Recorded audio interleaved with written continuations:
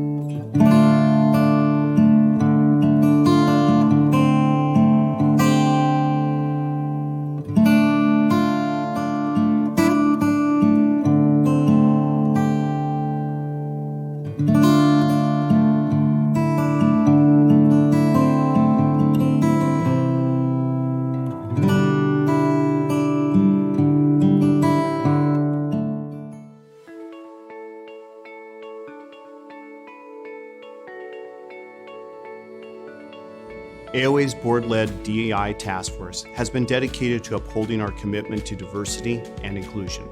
The group works to identify and implement initiatives that advance the diversity of the profession and optometry, nurture an organizational culture that is committed to diversity and inclusion, and include efforts to ensure access to care. Thank you for giving us the opportunity to share some of those activities. The task force has engaged diverse audiences to determine additional perspectives and identify opportunities for advancement. In the last several months, we have increased engagement with our student leaders and AOSA, identifying student-specific programming around DEI. We also continue to advance engagement with Black Eye Care perspectives. In our discussions with them, we have committed to supporting the 13% promise through action. We are actively exploring HBCU pilots to address the issues we all feel that are present within the applicant pool. We have also expanded the task force to form a group focused on multiple priorities, including applicant pool, leadership development, testing fairness, and educational standards. Another initiative we originated is the AOA Leadership Development Institute, developed by AOA's Leadership Development Committee to inspire the next generation of leaders within the AOA and its affiliates. The AOA Leadership Institute is a 12-month program with virtual components throughout the year, as well as in-person lectures, focus groups, and learning sessions at Optometry's meeting.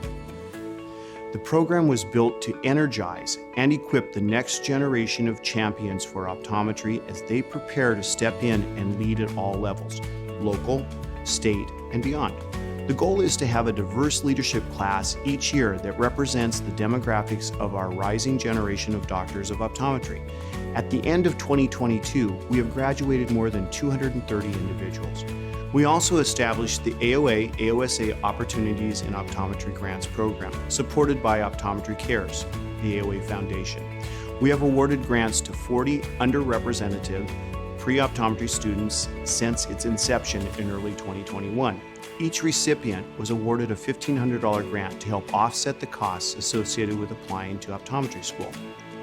Some grant recipients have already enrolled in optometry school, including the first-year students at Pennsylvania College of Optometry, at Salish University, and New England College of Optometry. The AOA is always looking for opportunities to do more as an organization to increase our diversity. This year, we are excited that NOA is joining us at Optometry's meeting in Washington, D.C., with more than 5,300 participants, including 2,400 students from across the country. The AOA will continue to work with our colleagues to determine opportunities for us to expand our work.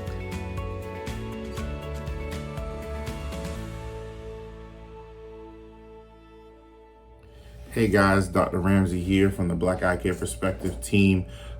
Thank you for the Race in Optometry webinar series that's been going on for these past few years. It's been amazing. I'm happy that they're continuing it because it's something that does need to be talked about and still needs to be worked on. The past few years have been amazing.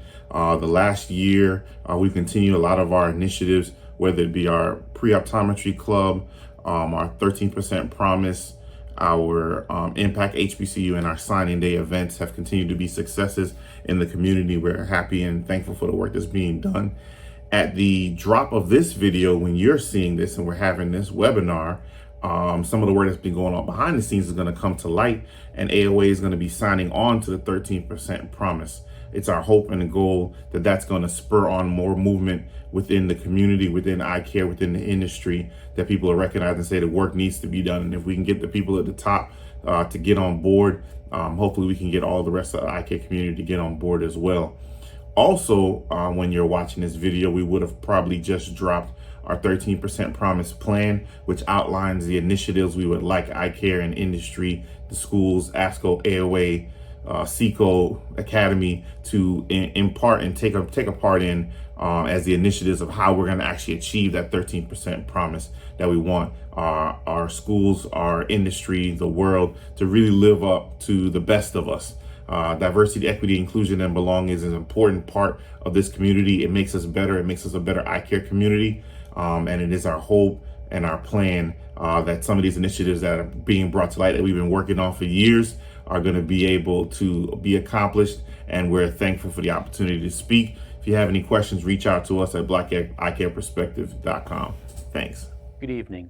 I'm Mark Collop, president of Illinois College of Optometry in Chicago, and I'm also currently serving as president of the Association of Schools and Colleges of Optometry, more affectionately known as ASCO.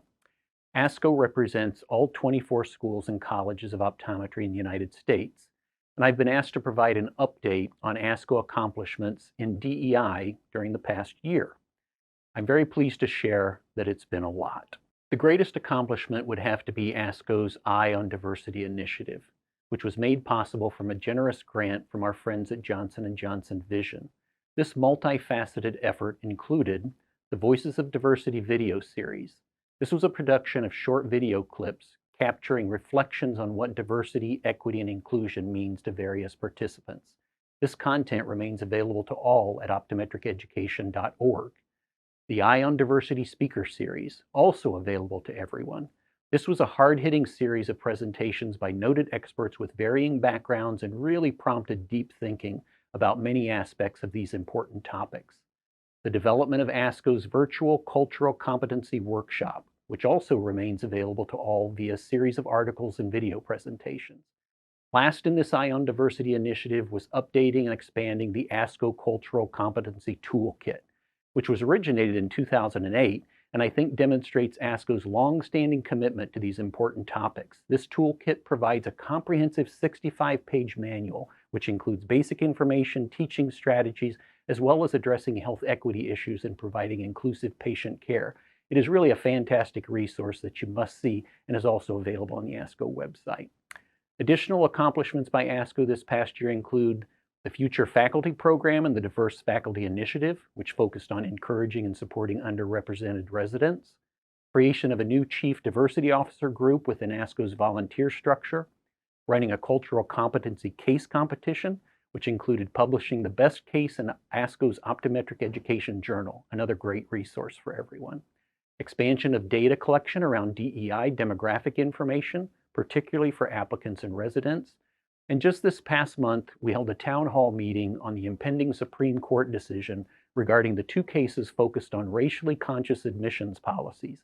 The expert participants discussed the merits of the two cases, the likelihood of how the decision will come out, and how to prepare institutions' policies and procedures for eventual outcomes. ASCO participated in the American Dental Education Association's Men of Color Summit, which resulted in an ASCO representative being appointed to serve on their task force. ASCO's Optometry Gives Me Life campaign is a multi-million-dollar effort to encourage qualified and diverse applicants to pursue a career in optometry. These efforts will help us expand diversity in our schools, which will help us expand diversity in our residence pools, which will expand diversity in our faculty recruiting and will increase diversity among optometrists within our profession. That's the update from ASCO for this past year. In closing, I'd like to express my sincere thanks to our ASCO board member and colleague, President David Heath, and his team for conceptualizing and making this series a reality and available to all. I'd also like to thank Dr. Jeanette Pepper, who will be participating on the panel this evening and representing ASCO.